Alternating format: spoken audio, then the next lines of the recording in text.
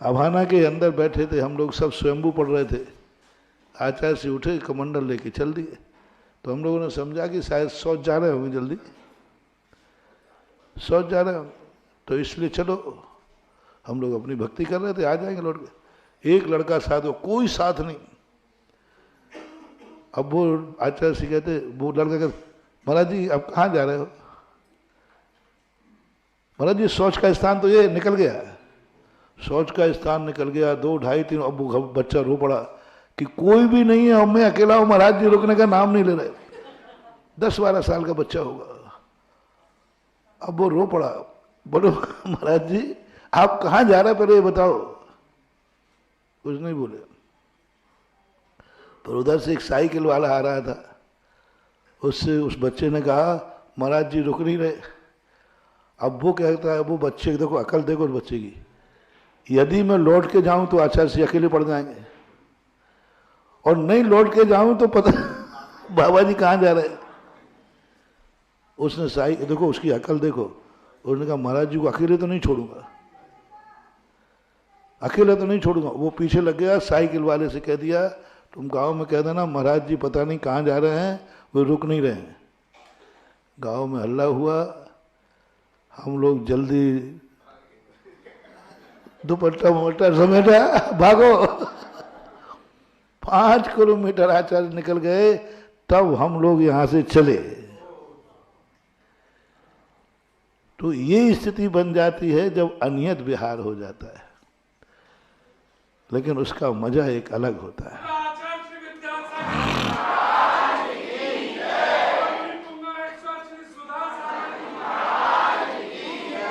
ये वीतरागता का चरम लक्षण है कि संग से भी उनको मोह नहीं। आओ तो आ जाओ, नहीं आओ तो तुम जाना, तुम्हारा काम जाना। हमारे संग में आचार्य से कभी किसी को भोजन नहीं हो, तो कोई व्यवस्था नहीं करते। शुरू में 5 ब्रह्मचारी थे।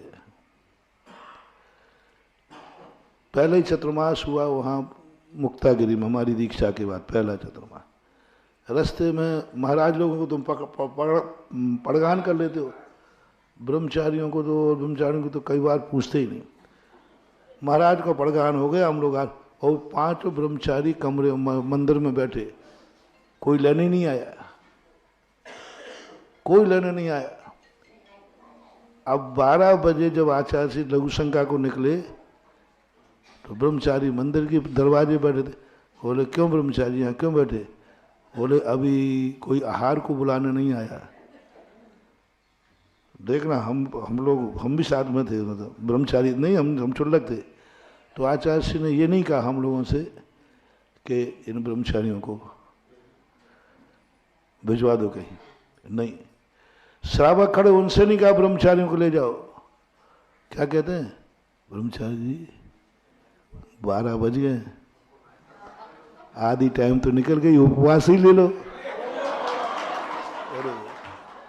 मैंने कहा ये तो भूखों मारेगा सबको।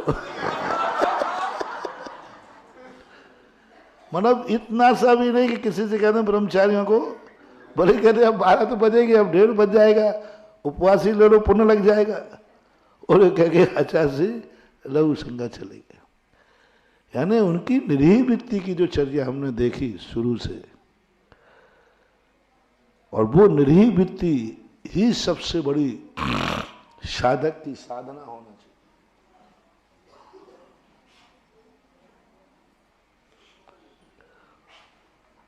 और वो अपन जो रामचंद्र जी की बात सुना रहे थे ना, अभी इसमें सब जोड़ दूंगा, चिंता नहीं करना। सब मटेरियल फैल गया है, वेल्डिंग करेंगे अपन। उधर रामचंद्र जी ने सबको रात में छोड़ते हुए, ये धोखा नहीं था। बोलो रामचंद्र जी ने सबको सोते हुए छोड़कर रात में चुपचाप भाग जाना धोखा था? नहीं, ये व्यवस्था थी। बोलो यदि सबको छोड़ के नहीं जाते तो क्या ये स्थिति बनती? कौन व्यवस्था करता, क्या करता? अब उनका वो संकट भी राजकथा की बात कर रहा हूं,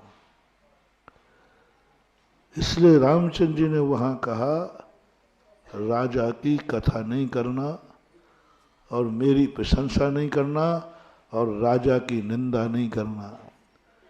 कितना भी राजा निकृष्ट हो, क्योंकि राजा अपनी निंदा सुनना पसंद नहीं करता। कितने ही सज्जन हो, आपका तो भैया भरत है, वो भी नहीं सुन पाएगा। आप तो बड़े भाई हैं, बड़े भाई की प्रशंसा भरत नहीं, भरत छोटा था कि बड़ा? तो रामचंद्र जी की प्रशंसा क्यों नहीं सुन पाएगा साहब? बोले भरत तो रामचंद्र जी की प्रशंसा सुनेगा, लेकिन राजा भरत नहीं सुन पाएगा। ये गद्दी का सबसे बड़ा दोष है। भरत तो सुन लेगा भैया की प्रशंसा कि हमारे रामचंद्र जी अच्छे हैं, लेकिन राजा भरत, क्योंकि राजगद्दी का ऐसा है, राजगद्दी के बाद बैठने के बाद उस व्यक्ति को कोई बड़ा नहीं दिखता, क्योंकि उसके हाथ में कानून होता है। किसी को भी बंदी बना ले, किसी को भी कुछ कर ले। इसलिए जैन आचार्यों ने कहा राजकथा नहीं, राजा के दोषों पर विचार नहीं,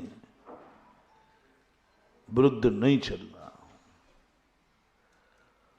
और स्थिति इतनी बन जाए, चुपचाप रह जाओ, मौन रह जाओ, क्योंकि राजा और जनता जब भी अपराध करेगी, अपराध बढ़ेंगे। ये छोटे लोगों का, ये राजनीति का पॉइंट है, ये संसार नीति का पॉइंट है। एक बेटे को भी तुम 3-4 दिन बुराई करके देख लेना, वो 2-3 दिन बाद पापा टोका टाकी कुछ ज्यादा ही हो रही है, नहीं हो तो तुम करके देख लेना। एक आदमी पापा देखो आप पापा हैं इसलिए मर्यादा रख रहा हूं, अब थोड़ी अति हो गई, और थोड़ा बड़े होने के बाद दिखे पापा, वो खुद ही कह देगा पापा मैं आपकी बराबरी का हो गया। अब भी आप हमें बुद्धू समझते, कोई नहीं सुनेगा। अच्छा वो और से छोड़ो, तुम 2-3 दिन अपनी पत्नी की बुराई करके देख लेना, करना तो सही, और नहीं हो तो उसके पीहर की करके देख लेना।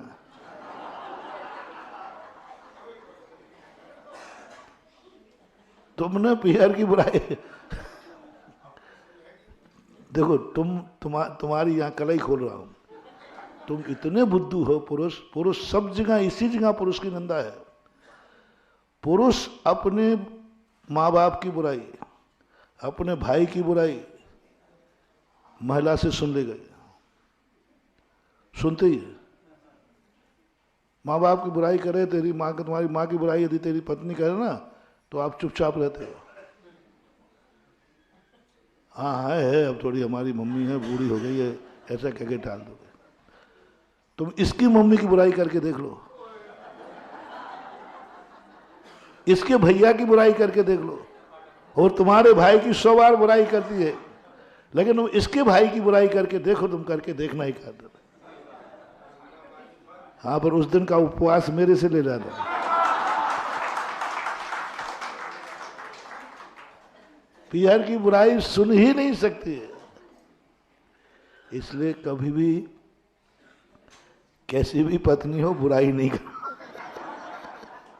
पीहर की बुराई नहीं करना। जो संबंध टूट नहीं सकते उनके दोषों की आलोचना नहीं करना, क्योंकि तुम्हें एडजस्ट करना पड़ेगा।